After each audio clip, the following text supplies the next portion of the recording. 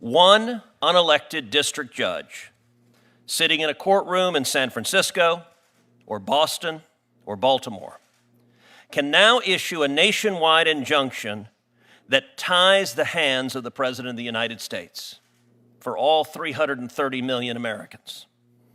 That's not law, that's judicial tyranny. President Donald Trump was elected by over 77 million Americans with a constitutional mandate to govern. These district judges, they were not elected. They were appointed by one individual and confirmed not to legislate, not to govern, but to apply the law. And yet, far too many of them have abandoned that role. They've stepped off the bench and into the political arena, issuing sweeping edicts that impose their policy preferences on 340 million Americans. Let's walk through just a few of the most egregious recent examples. Economic policy. In New York City, the Court of International Trade struck down all of President Trump's tariffs under IEEPA, declaring that they exceeded executive authority. It was not judging, it was judges replacing the president's judgment on declaring a national emergency. And of course, that ruling was almost immediately stayed by the Court of Appeals. Deportation policy. In Baltimore, the chief judge for the District Court of Maryland issued an order preventing the removal of illegal aliens detained anywhere in the country, granting 2 days of automatic protection to anyone who files a habeas petition in Maryland, all without a hearing or legal findings. This single Maryland judge dictated national deportation policy and then tried to claw back the damage by amending the order. As chairman of the subcommittee on federal courts, I'm investigating this overreach, and I've sent a letter to the Judicial Conference of the United States. But the judges did not stop there. In D.C., a judge blocked the federal government from requiring proof of citizenship to vote, overriding election integrity laws across all 50 states. In Boston, a judge weighed in on birthright citizenship, deciding a question of nationwide consequence for millions of illegal aliens, despite the plaintiffs being solely one pregnant mother and 2 nonprofit organizations. That's absurd. That is policymaking and legislating. That is not adjudication. In Boston, a different judge blocked a Department of Energy rate cap, handcuffing efforts to lower taxpayer costs for energy research.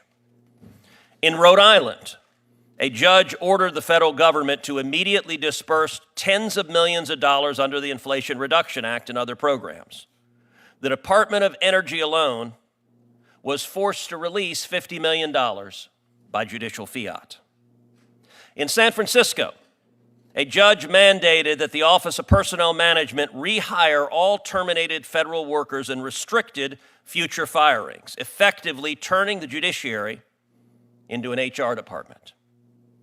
Yet another Maryland judge halted orders intending to stop funding for institutions mutilating minors through so-called gender transitions. These deeply consequential decisions were blocked not by voters, not by Congress, but in each instance by one unelected judge. And it doesn't stop there. Since President Trump returned to office in January, there have been over 40 universal injunctions issued against the federal government. That's in 4 months. 35 of those 40 came from the same 5 judicial districts. Let's put this into context. In the first 150 years of the Republic, 0 nationwide injunctions were issued. 0. That's for 150 years. In the entirety of the 20th century, 27 nationwide injunctions were issued. That's over 100 years. Under Presidents Bush, Obama, and Biden combined, 32 nationwide injunctions. Under President Trump's first term, 4 years, 64 nationwide injunctions, and now in just 4 months, we're already over 40. In 4 months, the Trump administration has seen more nationwide injunctions than the entirety of the 20th century and more nationwide injunctions than Presidents George W. Bush, Barack Obama, and Joe Biden combined. This is not normal. This is not justice. This is an orchestrated campaign of judicial obstruction. Joe Biden, when he was president, nominated to the bench radicals. I have said, only slightly tongue-in-cheek, that Joe Biden did something I used to think was impossible. He made me miss Barack Obama. But by comparison, the Biden judicial nominees were far more extreme and radical than they were under Obama. They sought out radicals who would implement policymaking from the bench, and they are doing precisely that. That is not democracy, and that is not our Constitution. This hearing is to highlight the effects of this judicial tyranny, of single judges deciding they know better when it comes to policy than do the voters of America. We need to defend democracy. And with that, I recognize Senator Whitehouse. Thank you, Senator Cruz. When I chaired the subcommittee on federal courts, we held hearings on the influence on our judiciary of dark money from the fossil fuel industry and from creepy billionaires. My Republican colleagues weren't interested in helping solve that problem, but those hearings were based on facts. Years of financial disclosures showed a secret billionaire gifts program for amenable Supreme Court justices. Written evidence suggested a justice may have failed to pay taxes on a $270,000 loan that was forgiven, and that false statements were made about a yacht. A mountain of evidence revealed President Trump outsourced to billionaires and their dark money fixer, Leonard Leo, the selection of his judges and Supreme Court justices, which President Trump admitted just last week. Apparently, Leo also, and I'm quoting Trump here, openly brags about controlling the judges his creepy billionaires got appointed. This hearing will be different. A lot of hypocrisy about nationwide injunctions against the Trump administration after Republican colleagues cheered the nationwide injunctions that courts issued against the Biden administration. Indeed, some colleagues filed lawsuits asking for nationwide injunctions against the Biden administration. But now they're shocked that there are nationwide injunctions. Here are some facts everyone should bear in mind during this hearing. Fact number one, Donald Trump's administration is engaged in unprecedented lawlessness, period. In less than 5 months, President Trump has issued almost as many executive orders as President Biden did during 4 years in office. Many are flat out on their face illegal, as any first-year law student could tell you. Trump tried to end 14th Amendment birthright citizenship. He tried to punish law firms' First Amendment rights to associate with his perceived political enemies. His fossil fuel minion at OMB, Russ Vought, withheld millions of dollars that Congress had appropriated under Article 1. More than 20 years ago, originalist icon Scalia wrote about how illegal that is. The madcap pace and roughshod lawlessness of Trump's executive actions mean district judges across the country are striking them down, not because of judicial obstruction, because he is breaking the law. Hearings like this prop up a narrative that bad courts are stopping dear leader Donald Trump because some cabal of Democratic judges is out to get him. Wrong. The reality is much simpler. He's breaking the law and doing it a lot, and judges are doing their job. It's not just me saying that. Trump-appointed judges from across the country have struck down his illegal actions, holding, for instance, that Trump can't punish the AP for its reporting, that his misuse of the Alien Enemies Act is illegal, and that the administration can't withhold billions of appropriated public health funds. Trump judges, hardly a liberal conspiracy. As it tries to prop up Trump's illegal orders, the MAGA Justice Department is fast destroying its reputation with judges. who've said about DOJ arguments, bad faith, shoddy, an admitted lack of any evidence whatsoever, deliberate evasion. Shocking not only to judges, but to the intuitive sense of liberty that Americans far removed from courthouses still hold dear. And the prospect of contempt findings looms. Fact number 2, failing in court, Donald Trump and his allies attack judges and their families. Trump has called judges who ruled against him communists, USA-hating, and monsters. A Republican in Congress put up a wanted poster with judges' faces outside his office. Elon Musk and Laura Loomer have used X to fire up the right wing's flying monkeys about judges, even adding photos of family members in a seemingly coordinated campaign to harass and intimidate. A test is coming of MAGA Attorney General Bondi. Will she let the Marshal Service investigate these threats and their orchestration? There's plenty of predication to look into conspiracy, aiding and abetting, or RICO enterprise liability. Will she let them? Which brings me to fact number 3. In a 6-week period from March through April, 162 judges received threats to themselves or family members of harassment or violence. 162. A pattern was evident. Many had ruled against Trump and then were targeted.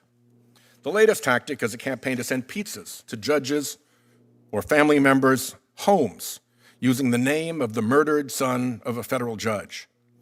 It's not clear yet who is behind that campaign, but it's not hard to figure out the message.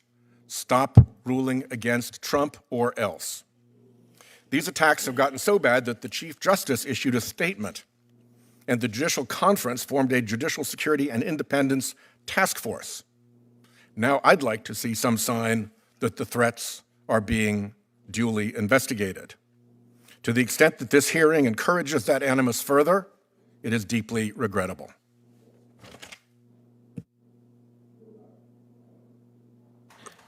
I thank Senator Whitehouse and now recognize Chairman Schmidt. Thank you. Thank you, Senator Cruz. As chairman of the Subcommittee on the Constitution, I'm glad that we've convened this hearing. Universal injunctions effectively didn't happen for the first 200 years of our Constitution.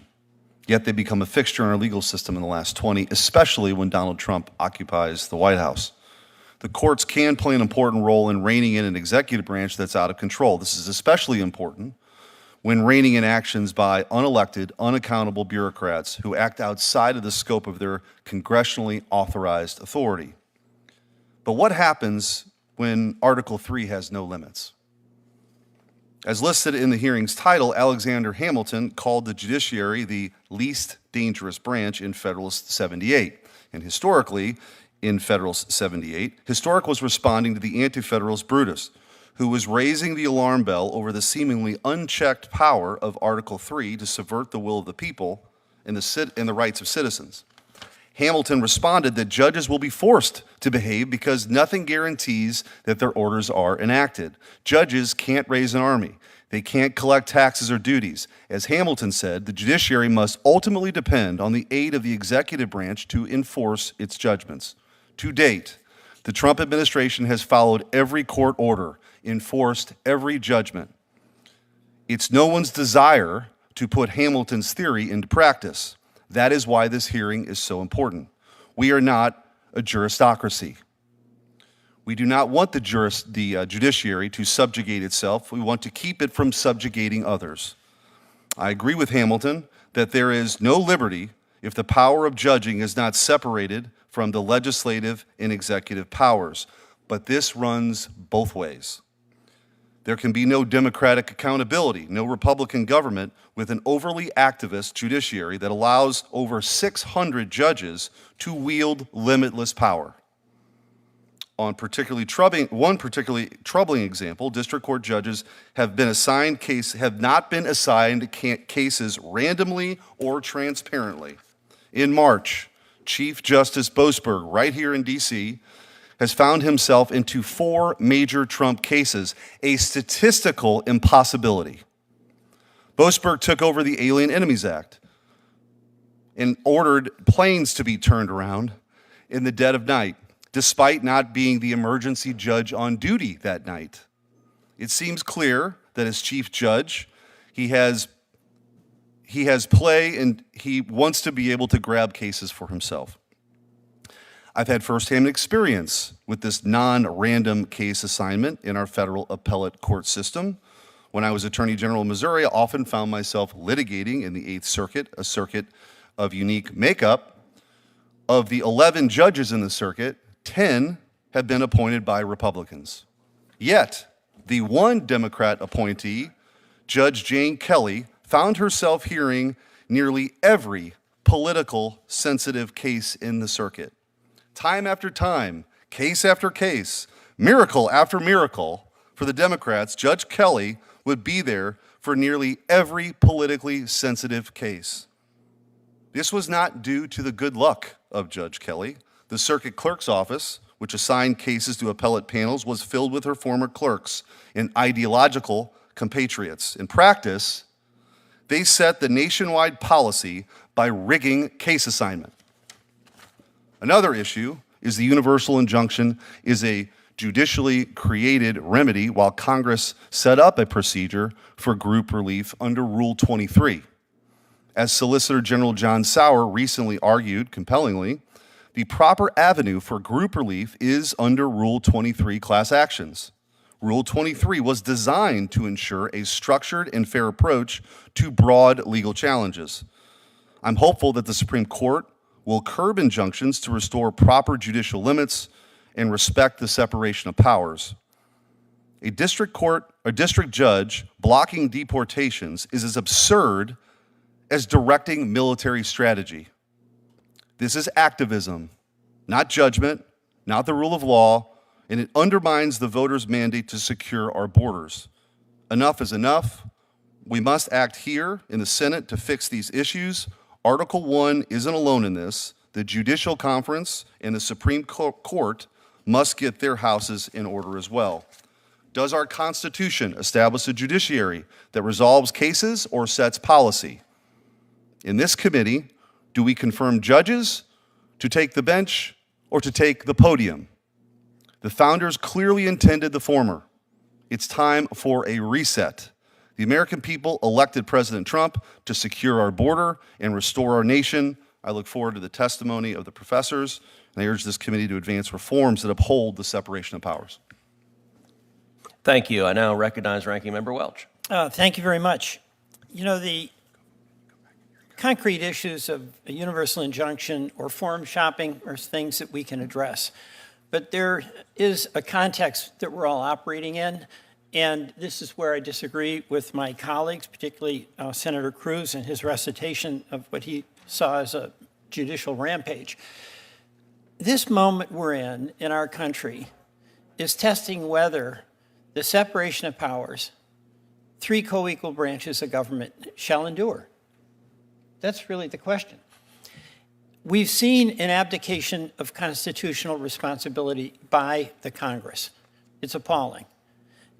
Ceding to a president the ability to impound funds, something that was declared unconstitutional in the Nixon Doctrine.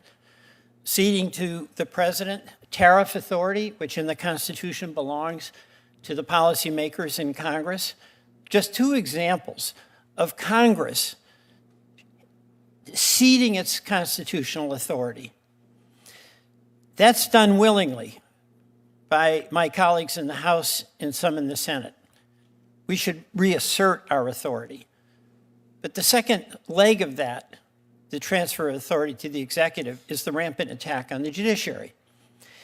And Senator Cruz gave some examples of what he thought was judicial overreach. Each one of those examples, as I see it, was the judges doing their job. They disagreed.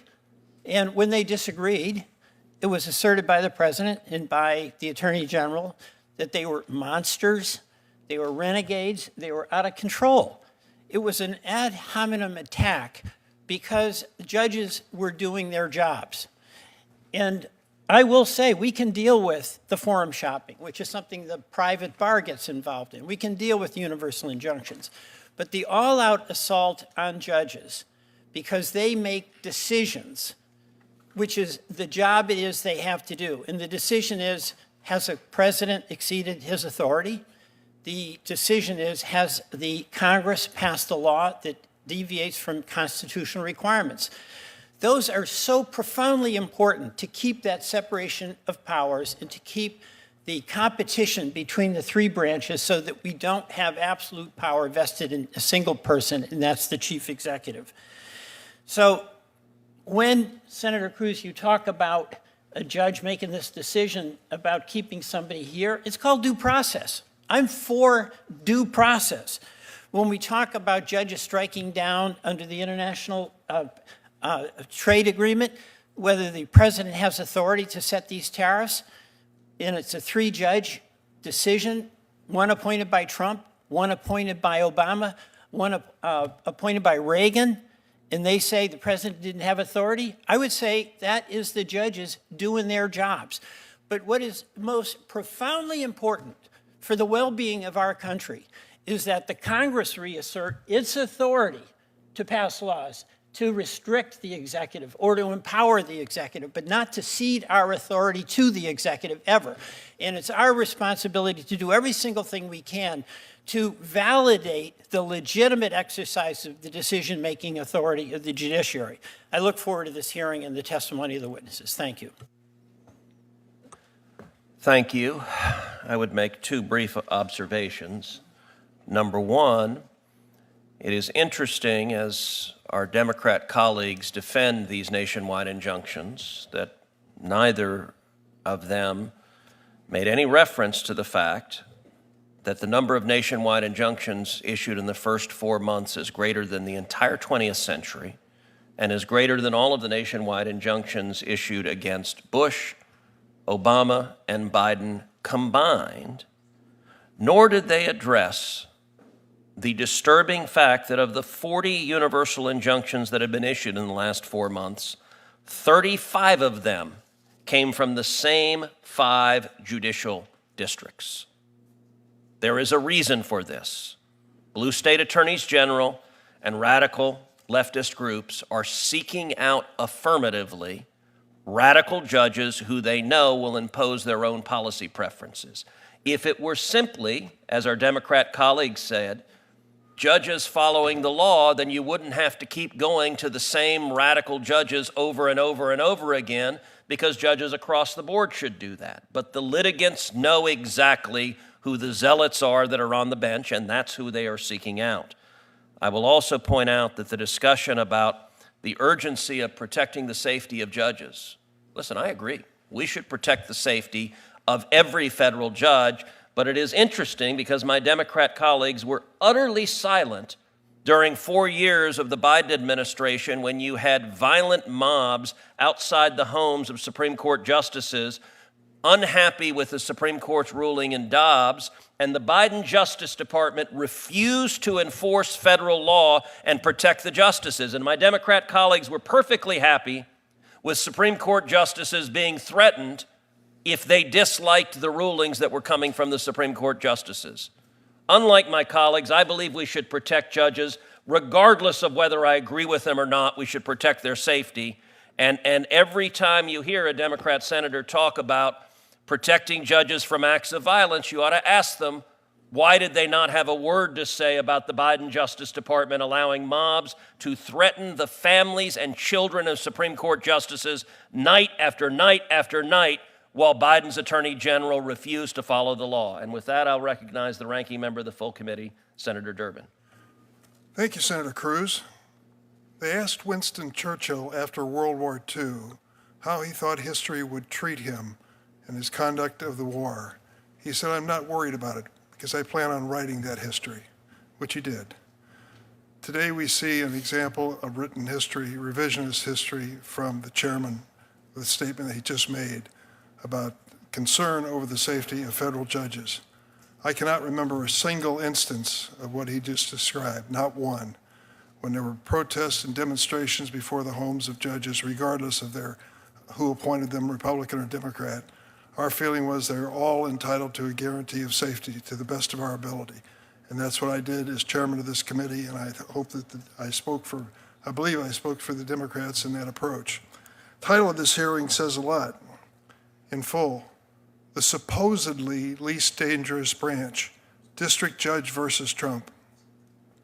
The idea being pushed by my Republican colleagues is not only that judicial branch and district judges are dangerous, but they are dangerous for the plain and simple reason that some judges have had the audacity to rule against President Trump. When the chairman from Texas starts talking about the number of times there's been ruling by the court, I have 3 words for him: flood the zone. Flood the zone. When Steve Bannon was asked, what's the policy, what's the strategy of the new Trump administration, we're going to flood the zone, and they did.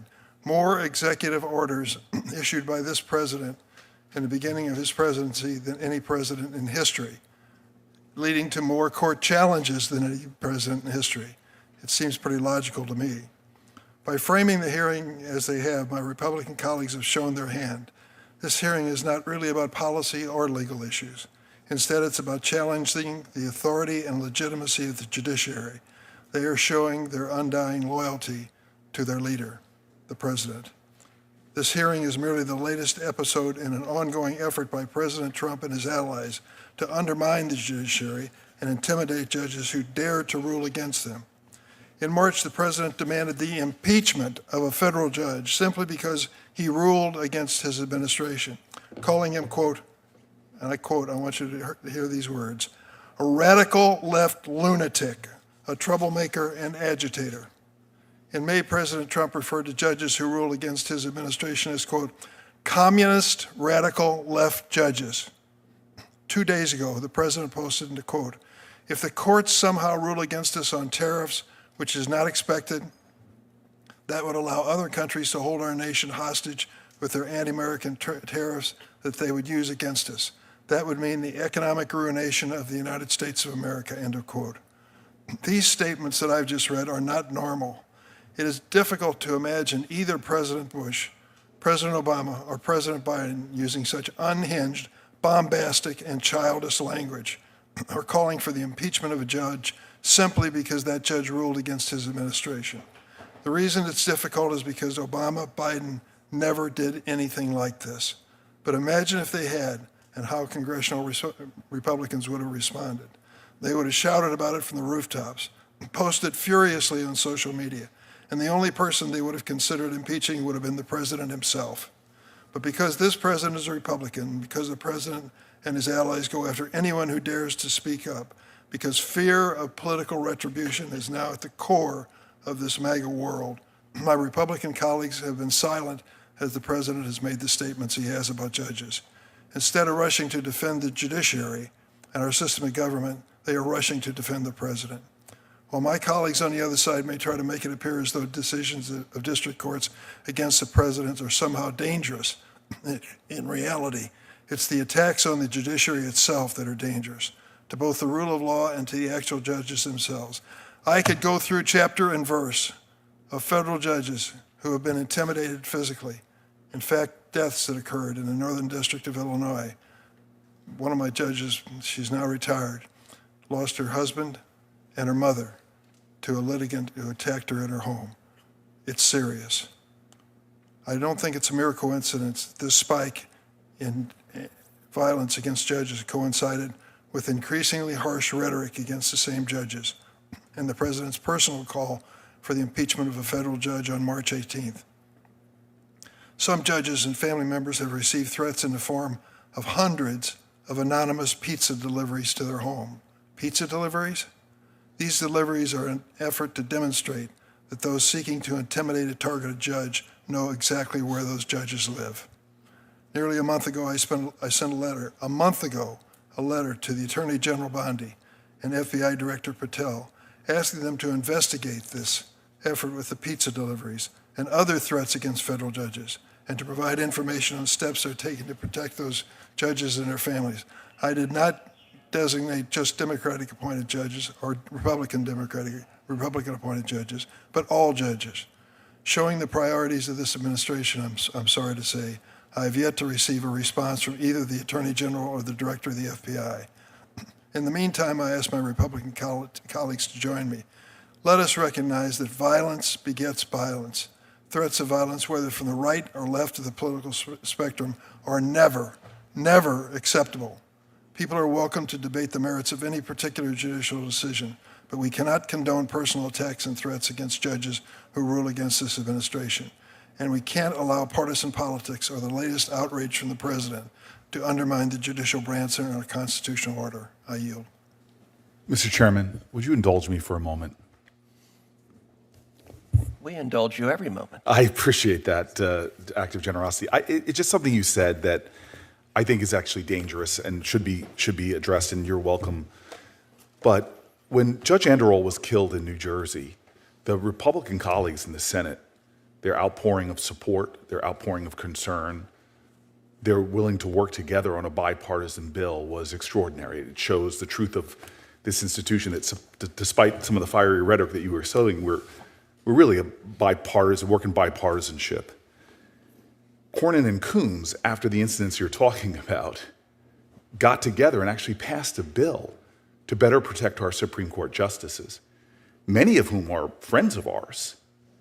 You know, Gorsuch and I disagree on a lot of stuff. I knew his wife before he did. We studied together at Oxford. This implication that there was silence when there were threats on their people's houses is absolutely absurd. I remember the rhetoric and the comments, the concern from Coons. I actually distinctly remember you, Chairman, on more than once condemning those attacks on Republican-appointed jurists. To say things like that feeds just the partisanship in this institution and feeds the fiery rhetoric. And it's just plain not true. It's just plain not true. And I think you know that, but we can pull from the record from my colleagues in real time, literally days afterwards, condemning it. There's a lot of substantive things to say here, but to think that the lack of humanity when people's homes are being threatened was not in existence, I think that's unfair and really concerns me that you would say that in the way that you did. Well, I thank my colleague from New Jersey. I will note, as John Adams observed, that facts are stubborn things. And it is existing federal law, 18 U.S.C. section 1507, that makes it a crime to protest at a judge's home. And the law provides whoever with the intent of interfering with, obstructing, or impeding the administration of justice, or with the intent or of influencing any judge, juror, witness, or court officer in the discharge of his duty, pickets or parades in or near a building housing a court of the United States, in or near a building or residence occupied or used by such judge, juror, witness, or court officer, or with such intent uses any sound truck or similar device, or resorts to any other demonstration in or near any such building or residence, shall be fined under this title or imprisoned not more than 1 year, or both. That is federal criminal law. Night after night after night, angry mobs were outside the Supreme Court justices' homes, and in the entire course of it, the Biden Justice Department prosecuted nobody. We had the Attorney General sitting at that table, and multiple Republican senators asked him, why are you not enforcing the law? What they are doing is a crime. And my friend from New Jersey said, it is a lie to say we, the Democrats, condone this. I would challenge, my friend, find a single Democrat senator on this committee holding the Attorney General to account for not enforcing this law. I was here at those hearings, and I do not recall a single Democrat senator saying to the Attorney General, you should arrest these people who are violating the law, you should protect the judges. I agree that there was general language against violence, but not a single Democrat senator that I ever saw in this committee was willing to hold Attorney General Merrick Garland to account for flagrantly disregarding the federal criminal law, because the Biden administration agreed with the protesters and I think wanted those justices harassed at their home. I really appreciate that you've now shifted the accusation you made earlier. Your accusation was that we were silent in the face of protests at Supreme Court justices' homes. Again, we joined together in a bipartisan way, not only to condemn that, but to pass legislation to extend round-the-clock security protection, literally days.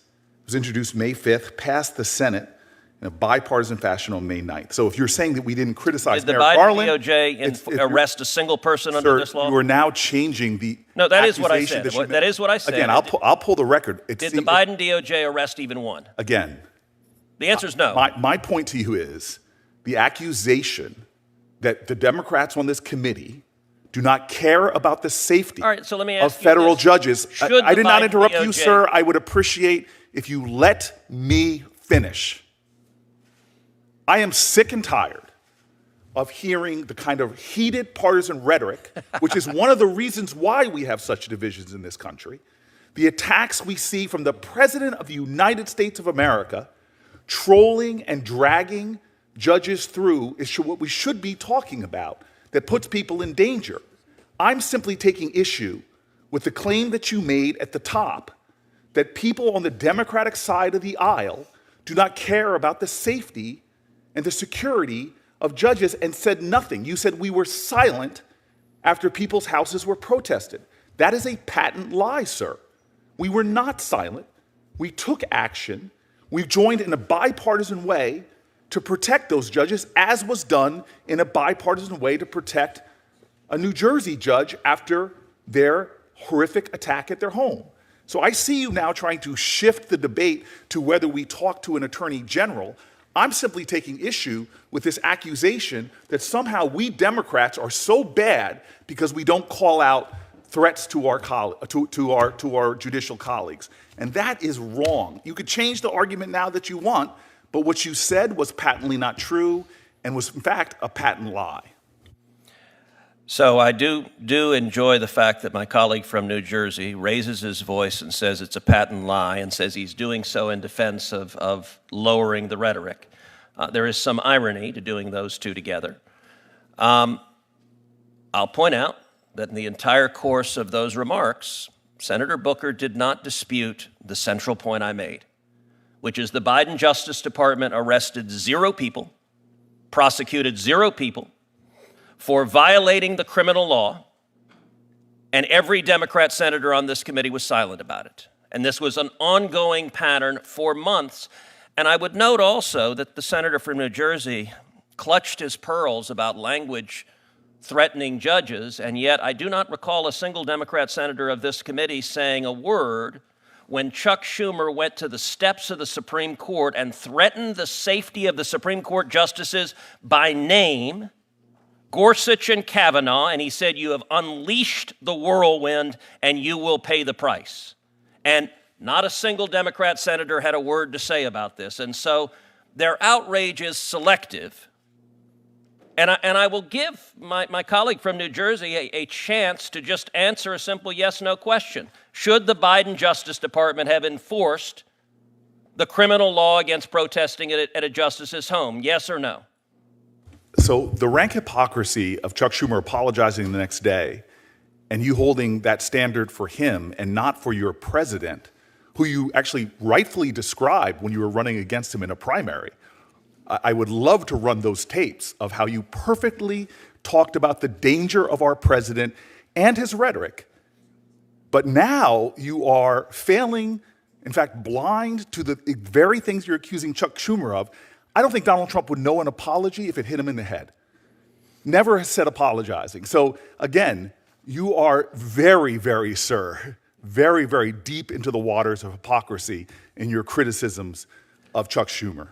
So let the record reflect that Spartacus did not answer the question and did not tell us whether the criminal law should be enforced, because he knows the answer is yes, and he knows that the Biden Department of Justice was being wildly political and partisan in refusing to enforce the law because they disagreed with the Supreme Court justices' rulings.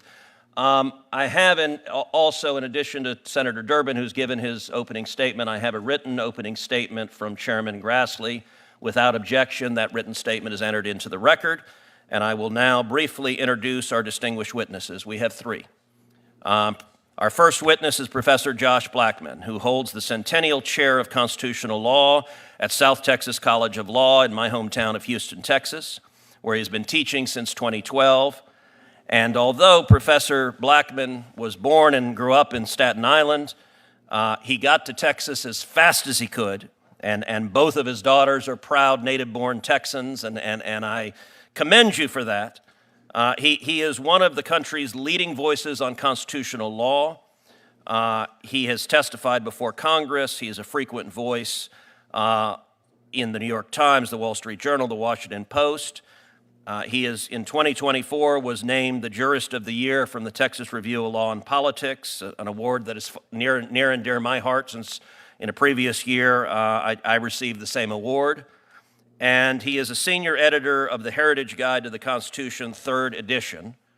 And he's authored 3 books, including An Introduction to Constitutional Law, which became a top 5 bestseller on Amazon. Our second witness is Professor Kate Shaw. Professor Shaw is a constitutional law scholar and professor of law at the University of Pennsylvania Carey School of Law.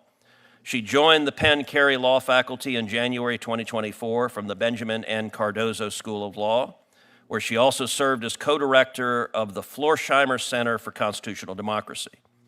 Her scholarship focuses on executive power, the law of democracy, the Supreme Court, and reproductive rights.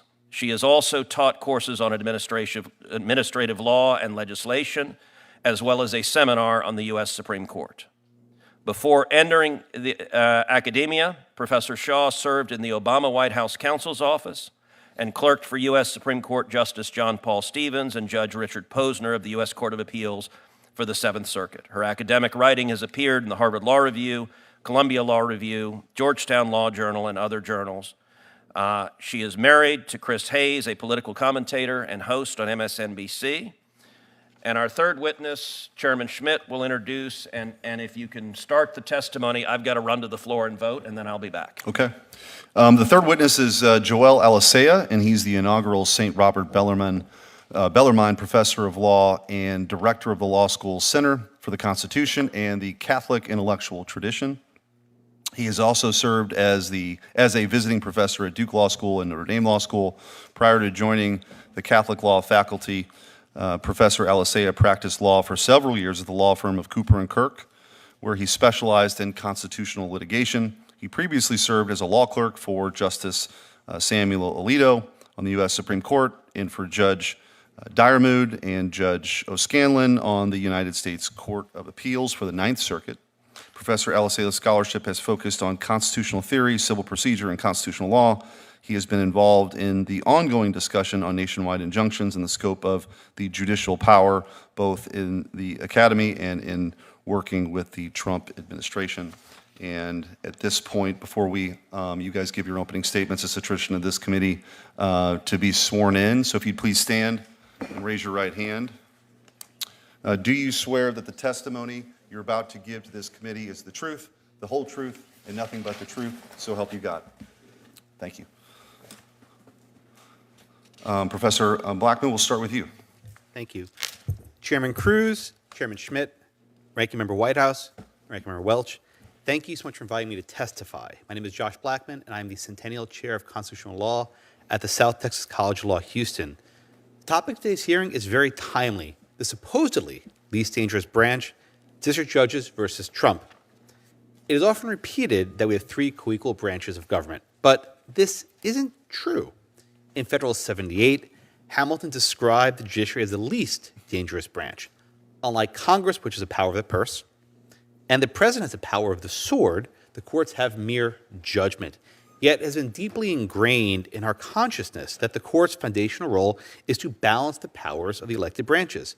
Indeed, Chief Justice Roberts recently boasted that the courts check the excesses of Congress and the executive. But the Chief Justice is incorrect. Indeed, Vice President Vance recently explained that Roberts expressed a profoundly wrong sentiment. Or more local to me, Judge Ho in Houston aptly observed, it is not the role of the judiciary to check the excesses of the other branches any more than it's the judiciary's role to check the excesses of any other American citizen. So the question is, who will check the excesses of the executive? At least with regard to the lower courts, you all, Congress. The Constitution refers to the federal district courts as inferior courts. Yet far too many lower court judges seem to have a superiority complex. We're witnessing a never-ending onslaught of universal injunctions that make it nearly impossible for the executive branch to function. So what can be done? We can't look to the courts to check themselves. The long history of judicial supremacy teaches that judges of all stripes, conservative and progressive, seek to defend and entrench their own institution. The answer to any sustainable reform must come from the legislature. To paraphrase Madison in Federalist 51, legislative ambition must counteract judicial ambition. Yet regrettably, most debates about judicial reform get bogged down in politics. When there's a Republican president, Democrats love the universal injunction. When there's a Democratic president, Republicans love the universal injunction. It's predictable. Proposals that help only one side of the aisle have a slim chance of enactment. The federal courts cannot be reformed through unilateral disarmament. Any reform must be bilateral. I published an article called Bilateral Judicial Reform in the Texas A&M Journal of Law and Civil Governance. This was in 2024, before the election. And I got 10 ideas to fix the courts that might appeal to people on both sides of this aisle. I will talk about 3 of them in my limited time today. Number 1, cases seeking a temporary restraining order can be decided by a single judge, but can only give relief to the named parties and are limited to 7 days. No longer can a single judge issue a universal TRO that lasts nearly a month without any appellate review. Second, cases seeking preliminary injunction or equivalent relief against the federal government and state governments are referred to the en banc court, which appoints a randomly drawn 3-judge panel with 2 circuit judges and 1 district court judge. There's some value in having a multi-member body consider an issue rather than a lone district court judge deciding difficult questions. And rather than having 2 district and 1 circuit, I prefer 2 circuit, 1 district, because these cases tend to focus more on law than on facts. The third proposal focuses on the appellate process. Chief Justice Roberts recently stated that the appropriate response to disagreement with the judge is the normal, he said, the normal appellate review process. As things stand now, the Supreme Court has a completely unpredictable and indeed arbitrary approach to emergency application. I think we maybe all agree upon that. Congress can make the appellate review process of the Supreme Court normal again. Under my proposal, injunctions of statutes against federal government and state governments are automatically stayed. The stay is automatic, it's not discretionary. And if a 3-judge panel submits what I call a certificate of division, that is, 2 judges go one way, the other judges go the other way, the case is appealed to the Supreme Court's mandatory jurisdiction. They can't deny cert. And oral argument is decided on an emergency docket timeline, which Congress would then set. I think these 3 measures would have bipartisan appeal, at least I hope they do, and will go a long way to addressing the never-ending fights between the president and the judiciary. Thank you so much, and I welcome all of your questions. Thank you. Professor Shaw. Good afternoon, chairs, ranking members, distinguished members of the subcommittees. Thank you for the invitation to testify today. I understand that the purpose of today's hearing is to discuss recent judicial rulings against the Trump administration and to situate those rulings in historical and institutional context. There is no question that the Trump administration has been on a losing streak in federal court. According to the most recent data compiled by Professor Steve Vladeck, district courts have ruled against the administration in 97 cases to date. That is a large number, but it is a number that is best understood in context. First, it has to be viewed in the context of the unprecedented volume of executive action we have seen from this administration. As of May 24th, the second Trump administration had issued 157 executive orders.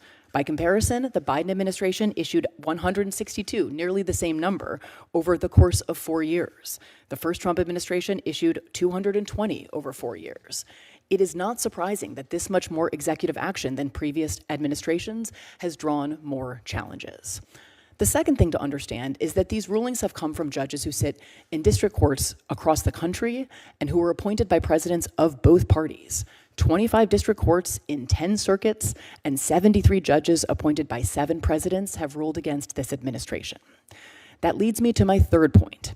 These are not about policy disagreements. The reason there has been such wide and cross-ideological consensus over the impermissibility of the administration's actions is because the actions have been plainly unlawful, and that has been clear to jurists of all stripes. Again and again, the administration has acted in violation of both the constitutionally required process for lawmaking, one that gives Congress primacy, and the rights the Constitution commands government to respect. To be sure, some of these preliminary rulings against the government will be, and some have been, reversed or stayed on appeal. But it is telling that there are so many lower court losses that the administration has not even bothered to challenge.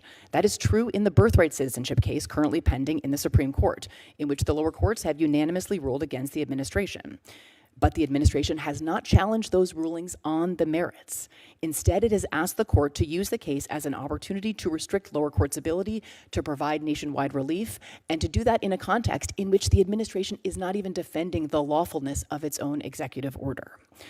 Rather than focus on the appellate process or on remedying the legal defects that have been revealed by litigation, this administration and many supporters have suggested that the problem is district judges. The separation of powers is dynamic, it is not static, and there is definitely room for debate about the proper scope of both presidential and judicial power. At different moments in our history, different institutions and actors have sought to significantly increase their authority, sometimes in ways that could not be squared with the basic design of a constitution committed to limits on any single entity's power. At this moment, the entity engaging in overreach is the executive branch. This administration has been marked by a breathtaking degree of presidential unilateralism that is flatly inconsistent with statutes, the Constitution, and over 2 centuries of practice. For that reason, it would be profoundly misguided to seek now to curtail courts' authority by eliminating or seriously limiting their ability to issue nationwide injunctions.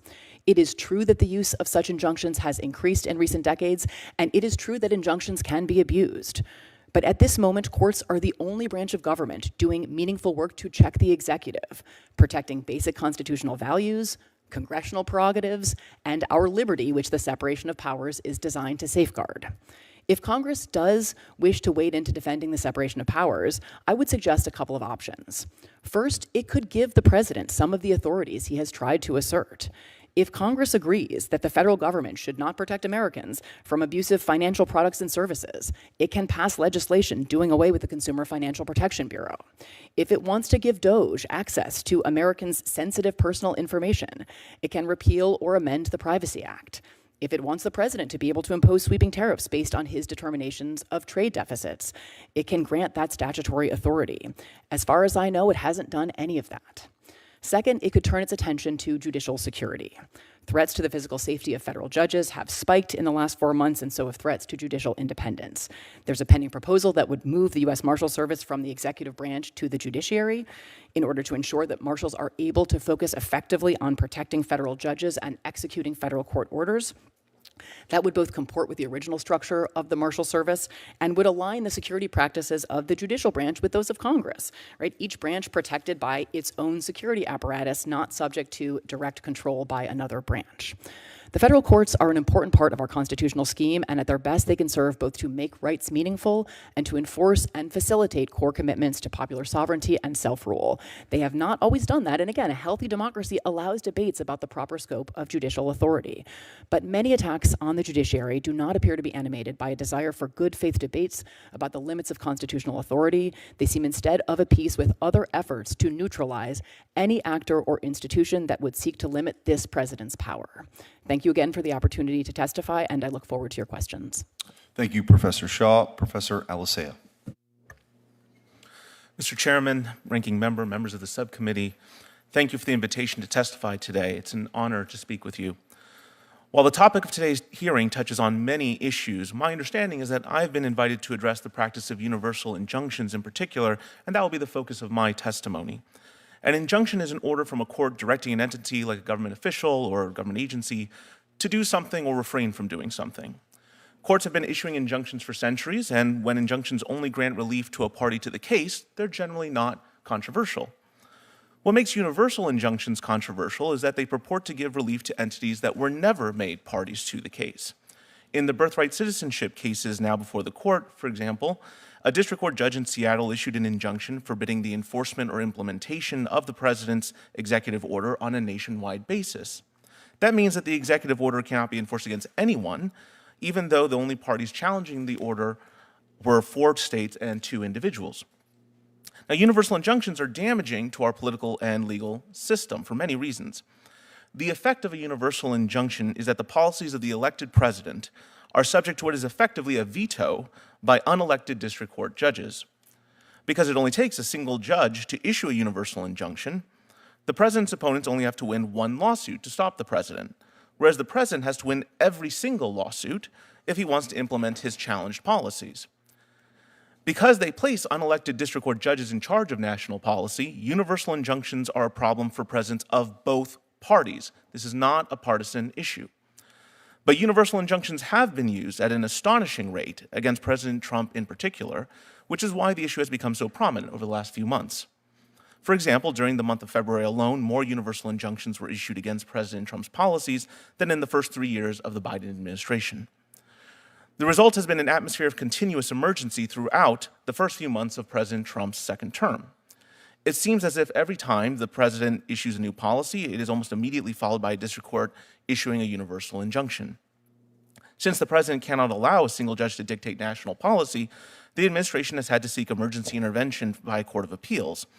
And whichever party loses in the Court of Appeals then seeks emergency intervention by the Supreme Court. The court has therefore been inundated with almost nonstop emergency litigation, partly because of the practice of universal injunctions. The seemingly unending stream of emergency petitions has forced the court to make quick decisions on controversial and contested legal questions, often without the benefit of oral argument, adequate briefing, or different views expressed by the lower courts. This is not how our constitutional system was designed to work. Article 3, Section 1 of the Constitution vests the judicial power of the United States in the federal courts. As understood at the founding, the core meaning of the judicial power was the authority to resolve disputes between parties according to law. This party-centric understanding of judicial power explains why Article 3, Section 2 of the Constitution extends the judicial power only to cases or controversies, that is, disputes between parties. And that's why the Supreme Court has repeatedly held that parties do not have standing to seek relief beyond what is necessary to remedy the alleged harm to the plaintiff. Prior to 1789, injunctions were understood to be limited. An injunction could only provide whatever relief was necessary to redress a plaintiff's asserted injury. The same understanding of injunctions prevailed until the mid-20th century. Universal injunctions, it bears emphasizing, are a 20th century development, and their routine use against government action only began within the last decade. Thus, federal courts lack the power to grant equitable remedies that extend beyond what is necessary to redress the plaintiff's alleged harm, which is precisely what universal injunctions purport to do. The American people never gave judges the power to issue universal injunctions. Judges have seized that power for themselves, and only quite recently in our history. District court judges are thus exercising power for which they have no constitutional warrant. While universal injunctions have damaged the presidency and the Supreme Court, they have done the most damage to democratic governance by illegitimately thwarting the will of the people's elected representatives. As Justice Elena Kagan once observed, quote, "It just can't be right that one district judge can stop a nationwide policy in its tracks and leave it stopped for the years that it takes to go through the normal process," unquote. Courts play a vital role in our constitutional system. They resolve disputes between parties according to law. And in the process of doing so, they say what the law is, as Chief Justice John Marshall said in Marbury v. Madison. None of that is at issue in the controversy over universal injunctions. What is at issue is whether courts can step beyond their limited role of resolving legal disagreements between parties and instead resolve policy disagreements for the whole nation. The answer to that question should be obvious: no.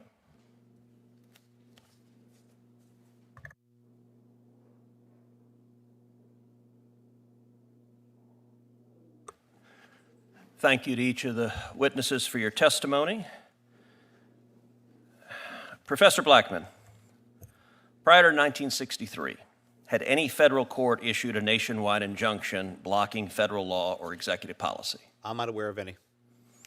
Would you agree that from the founding through the 20th century, the federal judiciary consistently understood its powers to be limited to the parties before the court? Yes.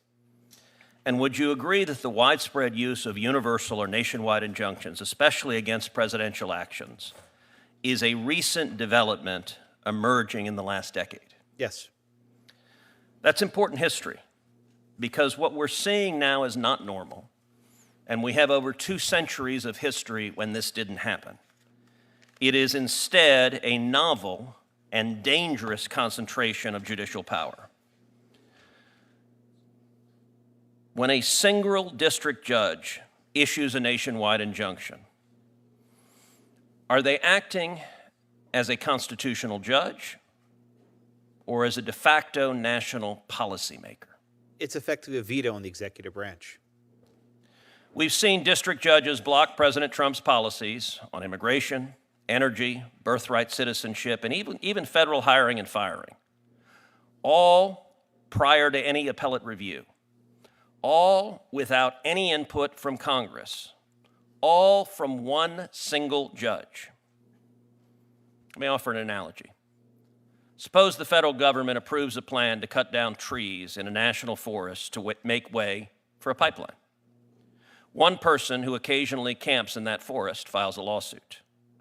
The judge not only grants relief to that individual, but certifies a putative class action on behalf of all campers nationwide and issues an order blocking any tree cutting in any forest used by any member of the putative class across all 50 states. Professor Blackman, is that consistent with the Constitution's design for judicial relief? No, it is not. Or is that rather a recipe for nationwide paralysis based on a single courtroom? Yes. Would you also agree that the proper constitutional remedy is to address the plaintiff's actual injury, not to give one judge the power to halt activity unrelated to the case at hand? Article 3 requires that. And how does Article 3 require that? Article 3 speaks of cases and controversies that specific people have specific injuries. You cannot grant relief to broad classes doing a certain injury before the court. And if broader relief is truly necessary, wouldn't that be better handled by class certification, by the appellate courts, or by Congress, not a lone district judge rewriting national policy? Absolutely.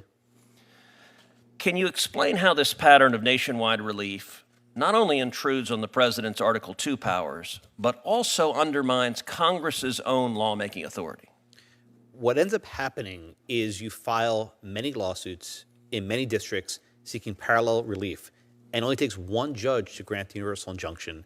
And once the judge grants the injunction, it's off to the races. Unless ruling stayed, the executive branch must immediately halt what it's doing. And this has really changed the way the executive branch in the course of operating, as you said, over the past decade. And I think this time is ripe to actually address this issue and figure a way to stop this sort of insanity. We can't leave it to the Supreme Court to figure everything out. And Professor Blackman, your testimony outlines structural reforms that Congress could enact to restore balance.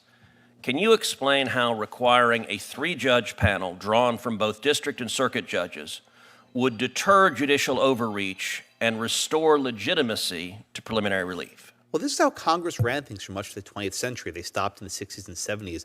The benefit of the three-judge panel is you have diverse voices. In fact, even on this dais, you don't always agree with each other. But when you talk to each other, you find perhaps the closer truth. A single judge acting by himself or herself can often be like a god. There's no limitation on what they can do.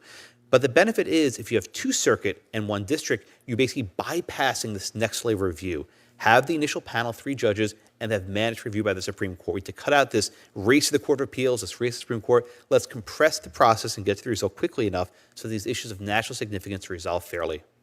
And by the way, if the characterization of these nationwide injunctions by my Democrat colleagues was accurate, if this was simply a result of, in their view, Trump's repeated lawless activities, one would assume a three-judge panel would find the same ruling on the merits as a particular lone district judge. Is that correct? In theory, but if drawn randomly, I think it's less likely. Random draws of three-judge panels would be a very good change to see how things would work out.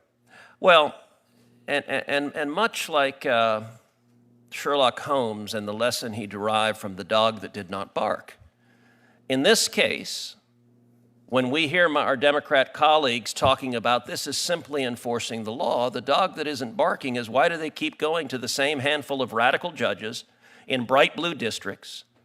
And why will every Democrat on this panel oppose any effort to require a three-judge panel for a nationwide injunction? And the answer is they know fully well that a fair panel would reject the vast majority of these claims. And at the end of the day, I think too many Democrat members of this body want to frustrate the will of the voters who reelected President Trump and elected a Republican Senate and a Republican House, and they're perfectly happy for lone judges to impose their own policy preferences rather than respect the democratic will of the voters. Senator Whitehouse. Thank you. It strikes me that what we have here is a team that has taken the field and engaged in unprecedented numbers of fouls and unprecedentedly flagrant fouls. And when the refs blow the whistle on the unprecedented number of fouls, the partisans of the team committing the fouls call out the referees for the unprecedented number of whistles that they blow. To try to level set this, let me ask if you can do a yes or no answer. Let's try to go right down the panel, yes or no. Is it appropriate to call judges USA-hating monsters who want our country to go to hell? No. No. No, Senator. In general, no, Senator. And is it appropriate to call judges lunatics who do not care even a little bit and could very well lead to the destruction of our country? I don't think so. No. No. And is it appropriate to post pictures of judges' children with the intent to incite harassment and threats? No. No. No. Okay, good. We're off to a level set. I'll take that. Professor Alessia, when you were installed in your chair, the announcement was that the chair was made possible through the generosity of Leonard Leo, trustee of both the Marble Freedom Trust and Catholic University. Is that accurate? Is that who funded your chair? My understanding is that Leonard Leo, through the Marble Freedom Trust, directed funds that funded the chair. I think that's accurate. And with respect to your chair, Mr. Blackman, $1 million was given to fund it through an anonymizing organization called Donors Trust, which has been called the ATM of the far right. Do you know who was behind that Donors Trust laundered donation? I appreciate the question, Senator. I would direct all these to my college to answer. I'm sorry, first of all, your mic's not on. No, I appreciate the question, Senator. I direct all these questions about this to my college. Thank you. My question is actually to you, and it's whether you know. Do you know who was behind that donation? I appreciate the question. Anonymous gifts are as they are, and I appreciate all those questions directed to my college. Your college can't answer what you know. This is a question to you about what you know. This is a Josh Blackman question. Do you know who funded your chair? I've answered the question. Yes or no? Thank you, Senator. You can't say this. Do you realize that if you were an expert witness in a judicial proceeding, I'd be entitled to know who was funding you because it goes to bias and conflict, correct? That's basic sort of hornbook trial practice, right? Fair enough, Senator. I'm right about that. You'll agree. No, we were invited to testify about nationwide injunction and the like. There's not something I was prepared to testify about, so that's my answer for today. Okay. Well, at least we know who funded Professor Alessia, and you won't even answer what you know. Let me turn to Professor Shaw. Let's just say that this activity today is designed to whip up more animus against courts, and that it adds to the atmosphere of threats that the court is now experiencing. I think we're up to, is it 162 threats to judges, which is pretty impressive. And a lot of this has the appearance, at least to me, of looking like it was orchestrated, looking like it was instigated, looking like there are folks behind it. So presumably, the Marshal Service should be not just protecting the judges and their family members, but also investigating the sources of the threats. Can you tell us what some warning signs would be that the Marshal Service has been directed, perhaps by the Attorney General or perhaps by some other senior official in the Department of Justice, to not do proper investigations, and particularly not look into orchestration or any effort to gin up these threats? Senator, I have no information. strikes me that a non-response to your queries or queries from other members of Congress to the Marshal Service or to the Department of Justice are concerning. There should be an active dialogue between the branches about something as serious as the security of the third branch. And I guess I would just echo what Senator Booker was saying earlier. I mean, there have been two relatively recent periods when bipartisan legislation was passed to improve judicial security after the tragic murder of Judge Solis's son and also after the attempted attack on Justice Kavanaugh. Judicial security measures on a bipartisan basis quickly passed Congress, and I would hope that this is a moment in which broad agreement could be reached that it's necessary to do something similar. And if it appeared that those were part of a larger plan or conspiracy, it would be appropriate for law enforcement to look into the question of whether there was a larger plan or conspiracy, correct? Absolutely. Thank you. I would note that Senator Whitehouse asked two of the three witnesses about private donations given to their respective law schools, but somehow omitted Professor Shaw. And I guess I would ask of Professor Shaw, are you aware of what's been publicly reported in disclosures that your employer, the University of Pennsylvania, from 2013 to 2019 received from Communist China $67,618,610. Have you seen those public reports? I'm sorry, Senator, I have not. Well, they are publicly reported, and $67 million from Communist China. If we're going to just clarify the record, let's clarify the record across the board. If I may, I actually don't hold an endowed chair, so I don't have an endowed chair personally, so I don't think I was being singled out for any reason, but that I don't have one. Penn. I do work for Penn, yes. Yep. Chairman Schmidt.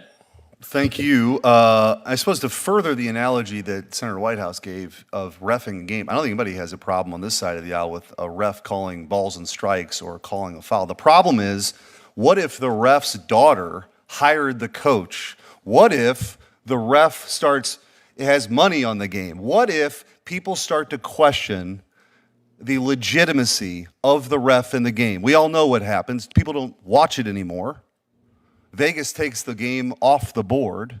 So it gets to sort of this question of, as I referenced in my opening statement with Hamilton, the reason why it's supposed to be the least dangerous branch is it relies on the other two branches for enforcement. And the courts, the Article 3 branch, should be very well aware that if they lose legitimacy, they're cooked. And that's why we're having the hearing. Because people are questioning, how does Judge Boasberg, and I would actually ask you, Professor Blackman, pose this as a question. How in the world does Judge Boasberg get a case when he's not the emergency assignment judge, he's on vacation in the middle of the night? How can that happen? I don't know, and perhaps even more significant, if you read the transcript of the case, he basically told the plaintiffs to change their case. They brought it one way. He said, no, here, plead it this way. Okay, good. Now I'm going to certify class and issue a ruling and go tell the plaintiffs around. He basically litigated the case on behalf of the parties. This wasn't merely a passive bystander. He was an active participant. It's a statistic and possibility. And I want to I referenced what had been going on in the Eighth Circuit. 10 of the 11 appellate judges in the Eighth Circuit appointed by Republicans. Amazingly, Judge Kelly ends up on all the politically sensitive cases on a panel. It's not possible, except for the clerks there in that office, or the people that work for the clerk's office, are populated by her former clerks. So these are the kinds of things that this isn't just a new phenomenon. This is a concern about activism on the bench that's existed for a long time. It's just now on steroids. You talked briefly, and I mentioned it too, sort of Rule 23 as a more viable option for this, limiting the orders to the parties, the rulings to the parties before the court as a case in controversy. Those are ways to address this. Are there any other structural suggestions that you have? And I also want to pose this to Professor Alisea as well. Sure. I think one urgent need is to think about automatic stays. When you have district court judges granting universal injunctions and they don't stay their rulings, there's this frantic race to the Court of Appeals and to the Supreme Court, and the executive branch is not capable of actually changing policy on the fly, and that gives rise to these attempted contempt proceedings. I would think about if a universal injunction is granted or a nationwide class is granted, stay the ruling for 24 hours, 48 hours, some limited period till he's taken appeal to the appellate court, and don't let the judge just rule against you to decide whether appeals to be taken. I think the automatic stay will go a long way to addressing these issues. Professor Alisea? I think beyond Rule 23, and the enforcement of Rule 23, it's important to address the scope of injunctions not just through the non-APA route, but also through the administrative procedure route under Section 706. So I think that to the extent that we're going to really address the problem overall, you can't just address universal injunctions that are done outside of the context of administrative action, but also through the process that the APA sets up for challenging agency action.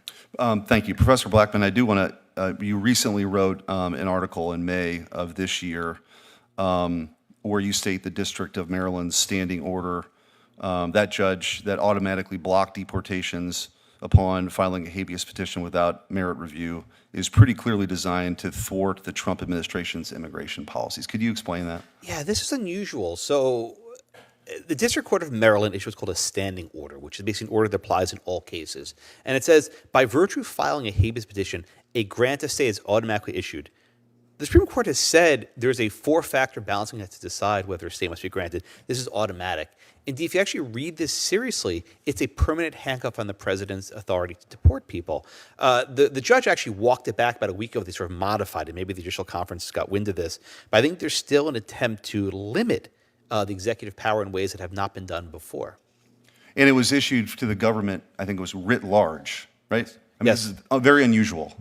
Right. It wasn't notice given in each case. It was by virtue of posting on a website. This rule applies universally. There's actually a rule that says any ordinance you put on each ECF docket, it can't be done globally.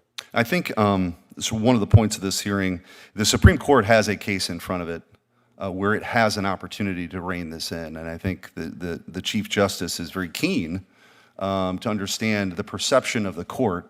It seems to be a good opportunity, I think, probably for the Supreme Court to finally weigh in here. Thank you. Senator Welch. Just a couple of points I want to make. Number one, the effort to get universal injunctions has been pursued by litigants, including some of the attorney generals who serve on this committee. I know you did, as Attorney General, got several sought several universal injunctions. Since you referenced the vast censorship enterprise of the Biden administration that a court declared was perhaps the biggest offense to the First Amendment in the history of the country, where there were named parties that were specifically enjoined. You mean that case?